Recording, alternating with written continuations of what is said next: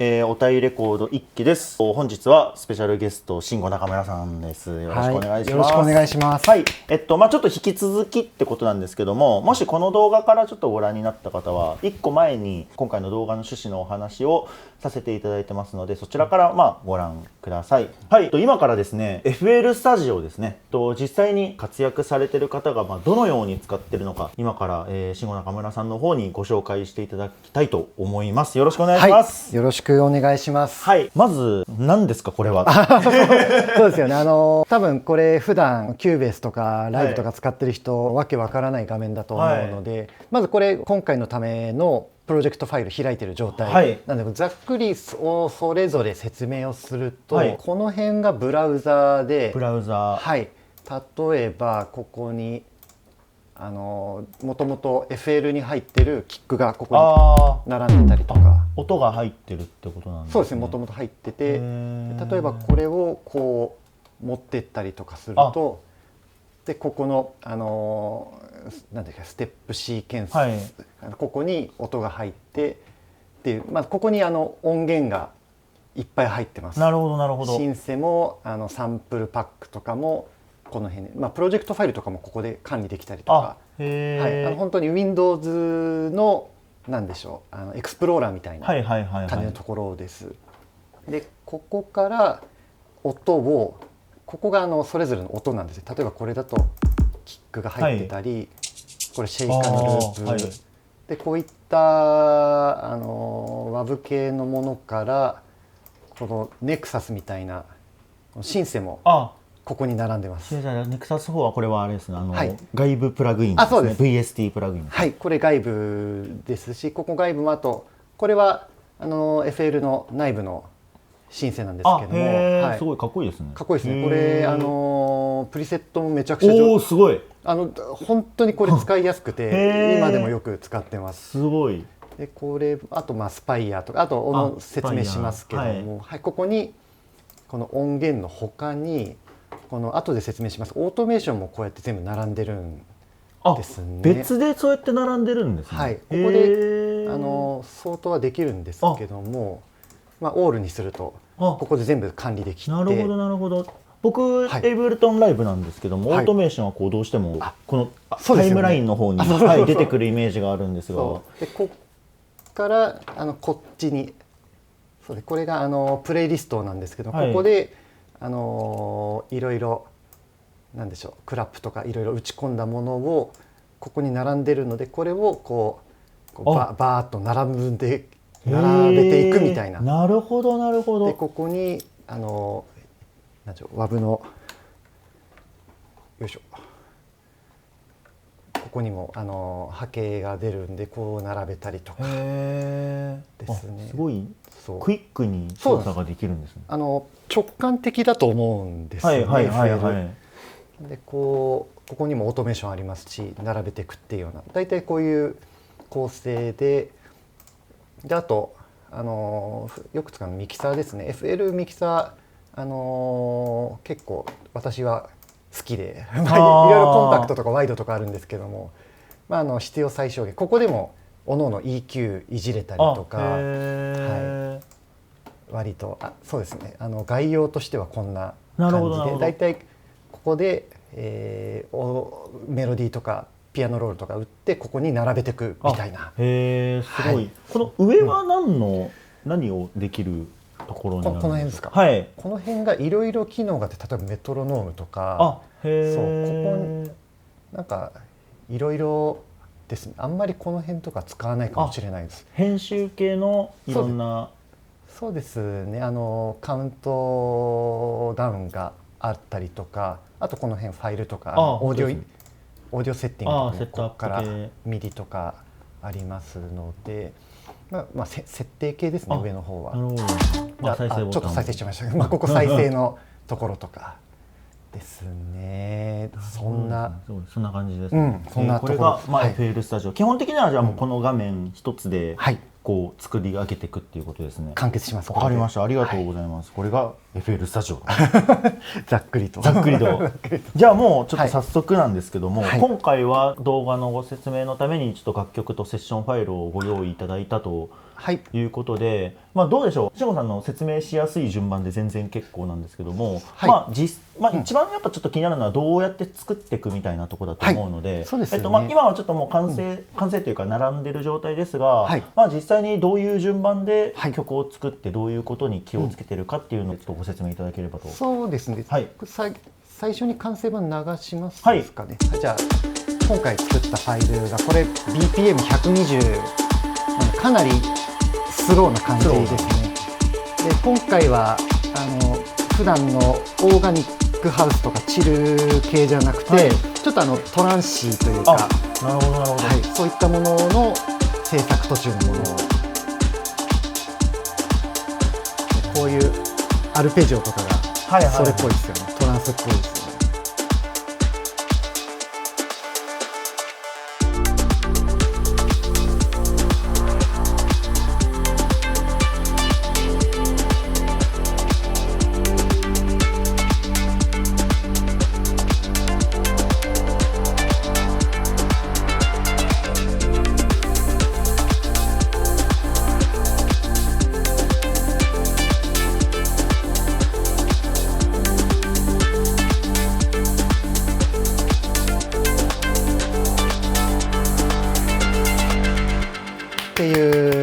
これ本当に今回のために、いやありがとうございます。ですね。でこの、短いんですけども、普段私が使っているメリハリの付け方ですとかそういったのを詰め込んだつもりなので、私が音を作った順で説明していこうと思います。だいたいこれプロジェクトファイルの上から作っていってるんですけども、最初キックですね。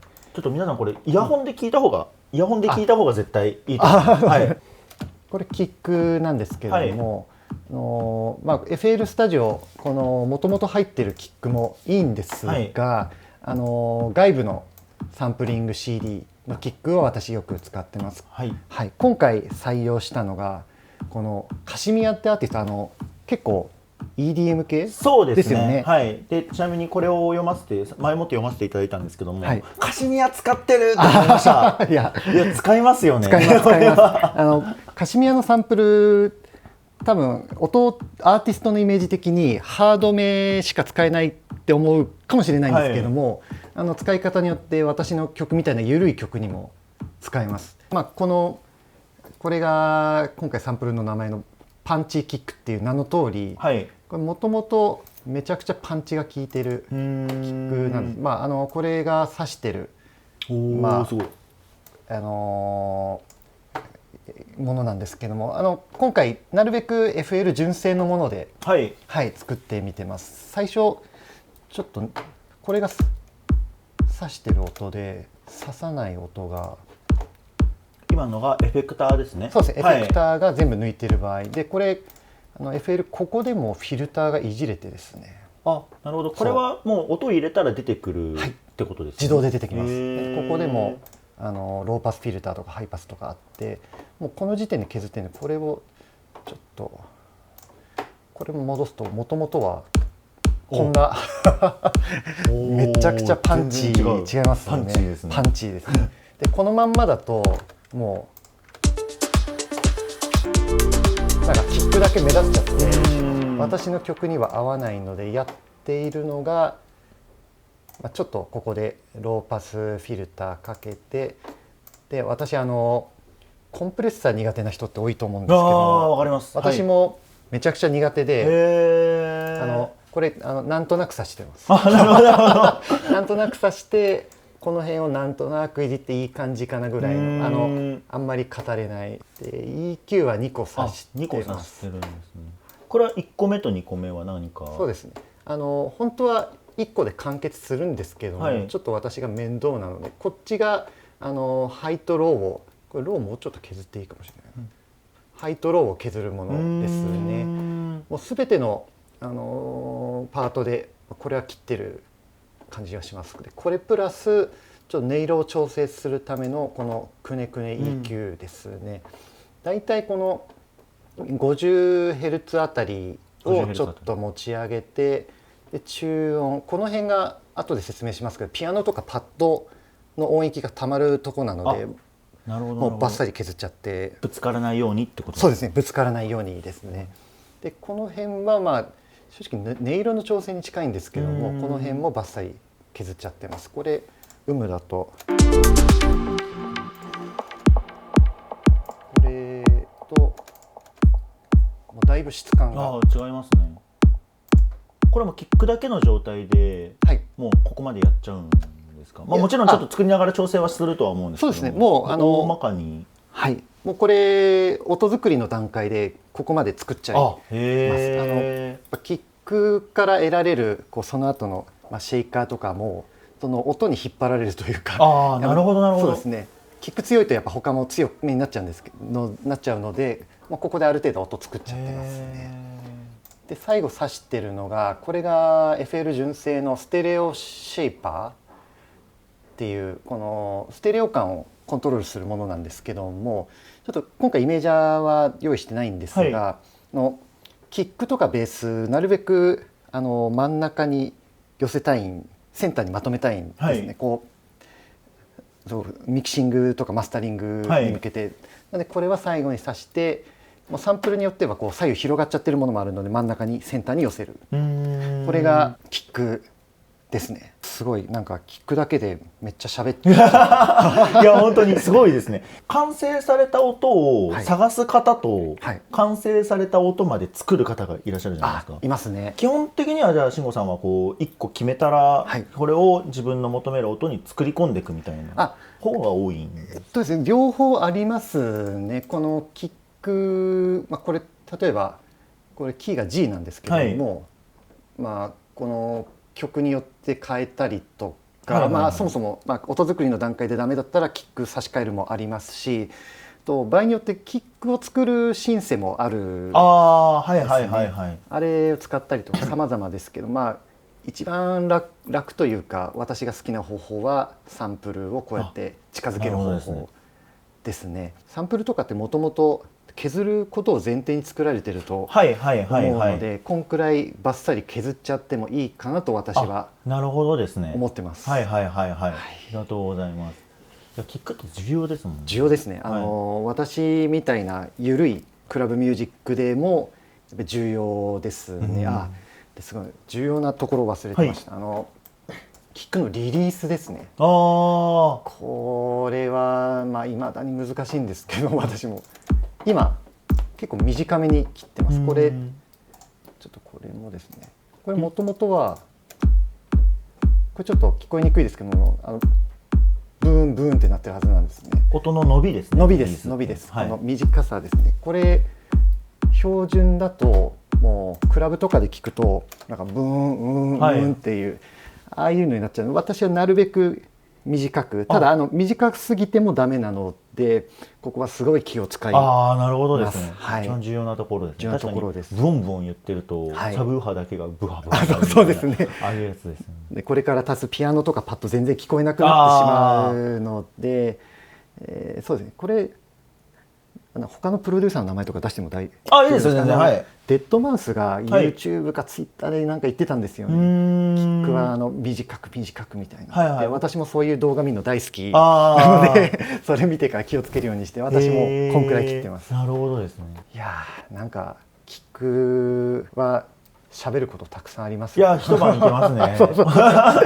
本当にすごい重要で、ありがとうございます。次にキックを作ったので、次はハイハットとかパーカッション足したいなと思って、今回はシェイカーこれもですねカシミヤです。すごいもともと 100bpm なんですけども、もう120に合わせてこのタイムストレッチでですね、この調整ができます。もともとはこういう音なんですけども、これをBPM120 に合わせてこういう音に。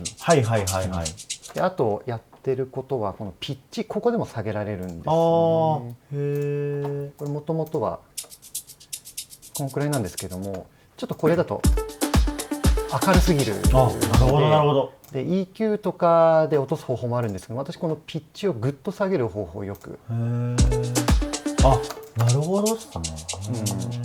なんかよりオーガニック感というか、これもキックと同じで、高音強すぎると目立ちすぎちゃうので、よく使うところですね。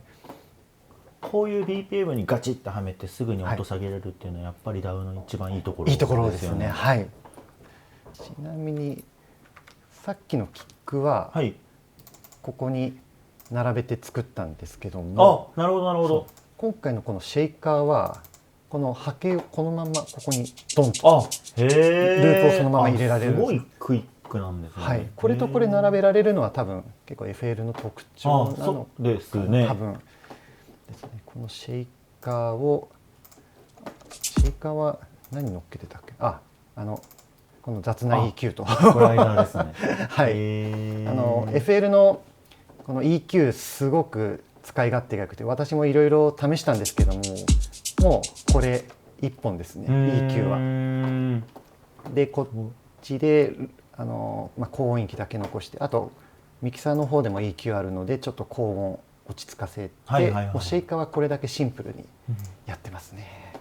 シェイカーは確かに知ってる人と知らない人は結構いると思います。僕はハイハットしか知らない方とか、確かに、はい、いると思うんですけども、シェイカーって結構いろんな曲で入ってますし、そうです。僕自身 DJ しながらシェイカーの音だけ混ぜるときあるんですよ。すごい。そうシェイカーってそう音量もシビアなんだけど、 DJ する上だとシェイカーの有無で曲のなんか走りっていうんですかね、そうですよね、全然変わってきますよね。違うので、今回シェイカー音量的には大きめなんですけども、もう何でしょう、すっごい薄くかけても何でしょう、なんか薄くかけるだけでもだいぶ印象変わりますね。確かにシェイカーは息重要です。おっしゃる通り。ありがとうございます。じゃあ実は今回作るにあたって自分の何を考えながら作ったかってメモこれ見ながらなんですけど、次私すごい好きなんです。このアトモスフィア系のパッドを次、雰囲気系っていう言い方でいいんですかね。はい、なんか上物でもないか、空間系、いろんな言い方がありますね。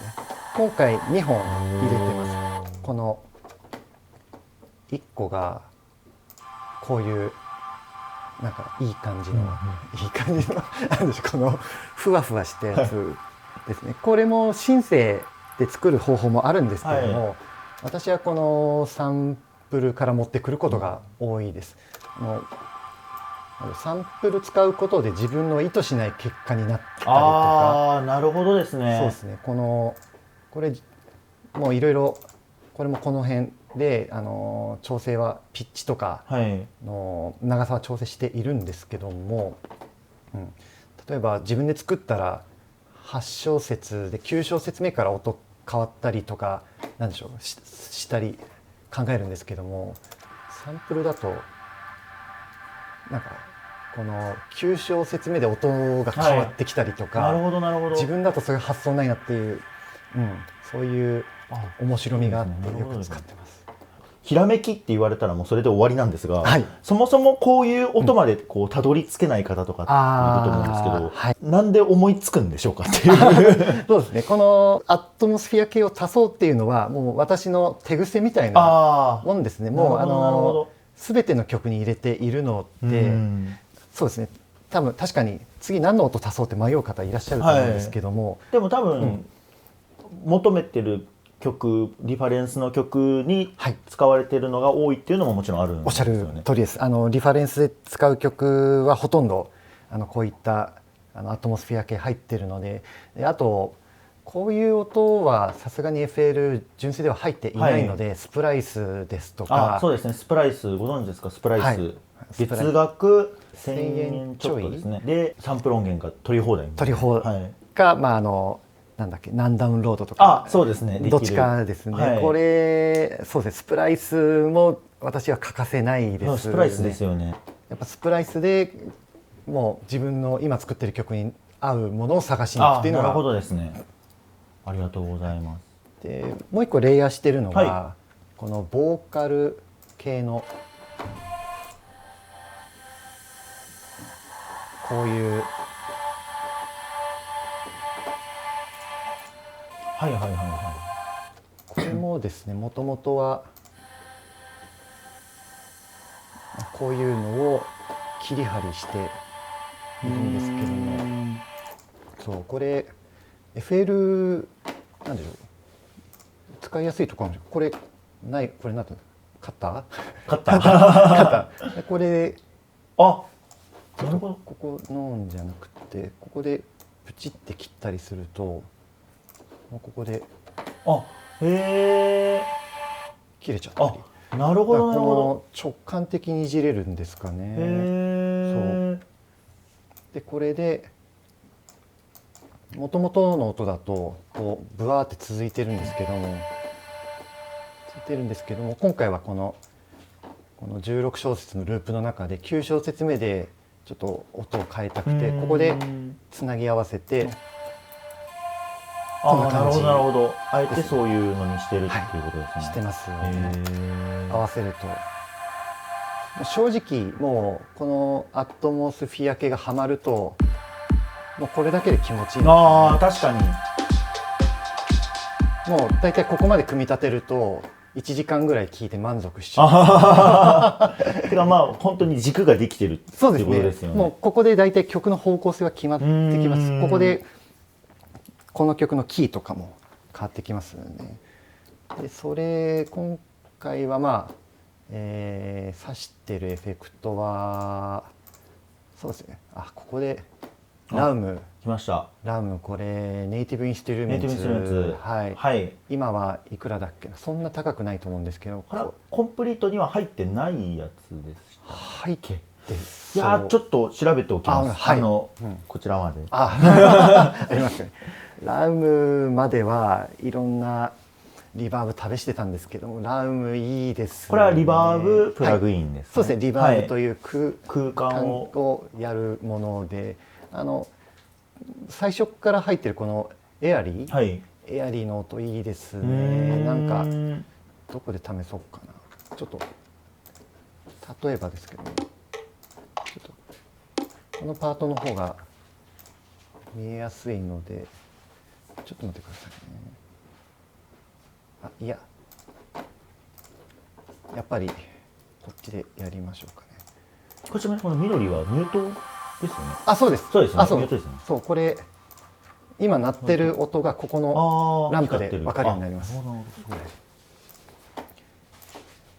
と分かりにくいかもですけども、まあ元々の音が空間リバーブ多めなんですけども、マシマシにしたいのでより広がる。より広がりますね、確かに。へえ。で、後のシンセとかでもラム登場するので、そっちで詳しく。わかりました。ありがとうございます。で、適当に EQ でこの辺切って、このステレオエンハンサーっていうのも、さっきキックの時に登場したステレオ感を操作するもので、もうこの中高音域のアトモスフィア系の音も左右に飛ばしたいので、なるほどなるほど。もうミッドよりなのをこう左右に飛ばすみたいな。で、あとここで登場するのがシェイパーボックス。もうこれも私欠かせない。シェイパーボックス。はい。これがサイドチェーン。来ましたね。サイドチェーン。はい。クラブミュージック制作で必須ですね。はい。サイドチェーン系もいろいろシンセというかエフェクトあるんですけども、このシェイパーボックス、何より軽いっていうのもいいんですけども、このサイドチェーンここ上下してると思うんですけど、これの幅を細かく調整できるんですね。すごい。例えばこれ高音域のサイドチェーンかかんないようにしてるんですけども、高音全部やっちゃうとなんかやりすぎ感が。でもこの本来サイドチェーンかけるのってこのキックとかのスペースを空けるためっていうのもあるんですけども、その曲のノリを出すっていうのも、重要な役割なんですが、私はこの高音をちょっと残したくて、こんくらいですかね。ああ、すごいですねこれ。はい、めちゃくちゃです。便利です。でこれでこのかかり具合とか、あとここでそもそもどんくらいミックスするのって、そのサイドチェーンかかってんのとかかってないのの割合ですとか調整できる。これないと。これすごいですね。ちょっと補足なんですけども、はいもともとサイドチェーンっていうのは、まあキック鳴ってる時にベース鳴るとうるさいから、はい、キック鳴ってる時にベースを抑えるみたいな、はい、でキック鳴ってる時にベースのコンプレッサーをオンにすることによって、はい、音を絞めるっていう考えがグルーブになって、はい、でそれが今みたいなプラグイン1個で済むようになったっていうことですよね。おっしゃる通りです。はい、サイドチェーンの効果って多分コンプレッサーとかで再現できるんですけども、はい、ちょっと面倒くさい。そうです。めちゃめちゃ面倒くさいですよね。音ここに飛ばしてここでやってって。それがもう今はこういうプラグイン一つでできるようになってるってことですね。そうですね。いやすごいですね。最初にお伝えした通り、なるべく FL 純正でやろうと思ったんですけども、何個かどうしてもっていうのがあって、その一つ。いやすごいですね。これはちょっと僕もメモしておきます。いいですね。これでアットモスフィアこんな感じで入ってますね。で、だから重要な高音は残しつつ、低音の方だけこうグルーヴができてるんで、はい。すごいですね。やっぱり中音域、ピアノとかアタックがあるものが今後増えていくので、必ず削ってますね。でここでキックシェイカーアットモスフィア入ったので、先ほど言った通りもうこの時点で結構気持ちいいですね。そうですね。でなんでしょう、こうチャカポコ系というかはい、最初に入れたのがクラップですね。クラップですね。クラップ、今回入れたクラップはこういうなんでしょう、レイヤーしてますね。レイヤーが1個目がこういう、これなんでしょう、もともとこういう音、クラップというよりなんでしょう、フォーレイっていうか生音系の確かにそうですね。クラップ使ってます。で最近の私の作ってるジャンルだとこれで終わっちゃうものもあるんですね。クラップ弱め、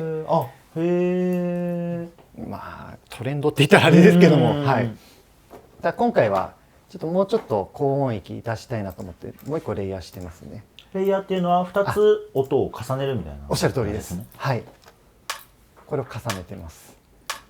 で合わせるとこんな感じですね。でそれぞれこれもやっぱリリース音の長さ重要で、よいしょ、もともと今これなんですけどもうなるほど。はい。へえ。これだとちょっと曲に合わなく強いんですね。確かに。なので私の最近の好みかもしれないですけども、もうパスと来てます。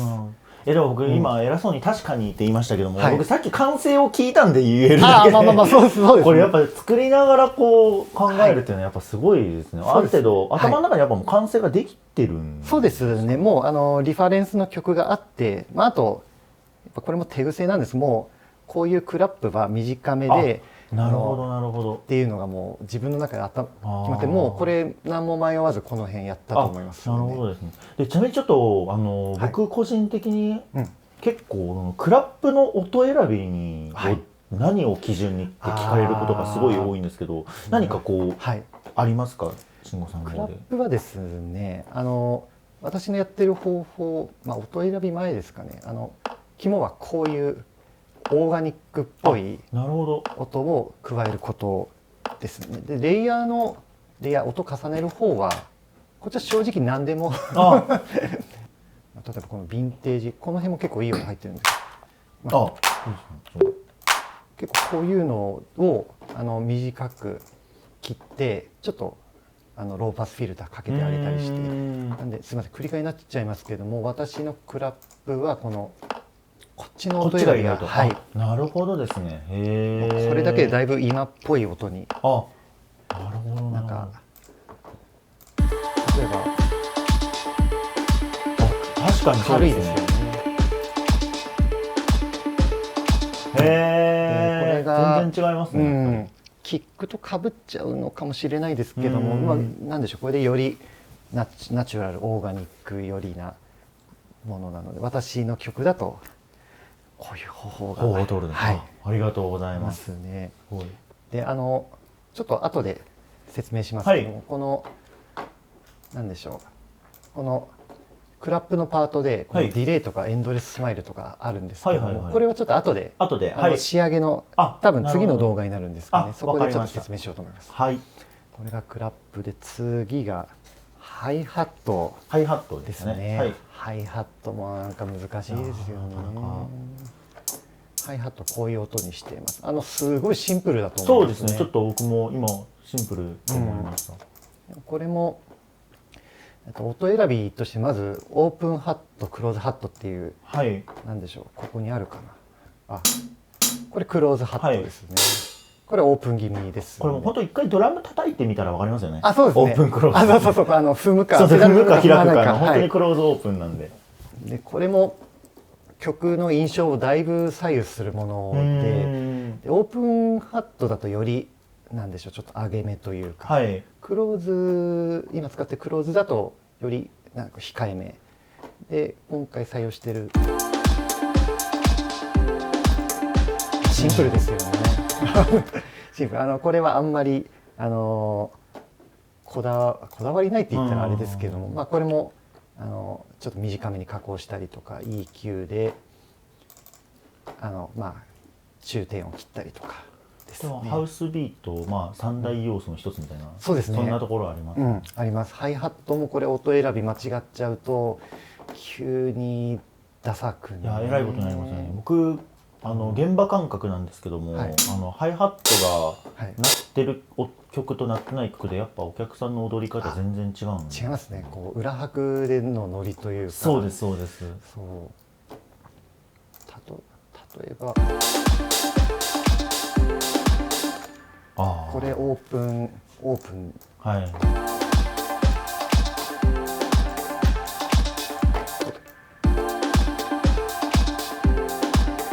なんか締まりがないというか、確かに、はい、ないというかですので、今回はもうちょっと締まりのある全然みたいな選び方ですね。ハイハットの音はなんか何を選ぶかっていうよりも、この曲にフィットするの何なのかっていう、でそれで EQ で寄せていくっていうのが重要な気がします。いい意味であんまりこだわりはないかも。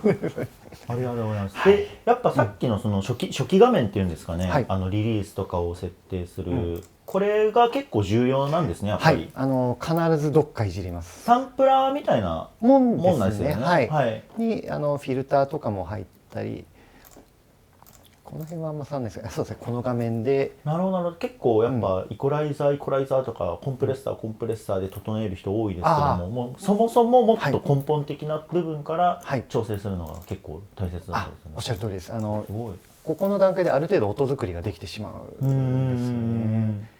結構こんだけ見やすいのは僕は他の DAW でも見たことがない。本当ですか。エブレトはあるんですけども、ちっちゃくバーって出てくるので。下になんか並びますよね。そうですよね。なるほどですね。これがハイハットっていうことですね。ありがとうございます。いや結構重量ですね。そうですね。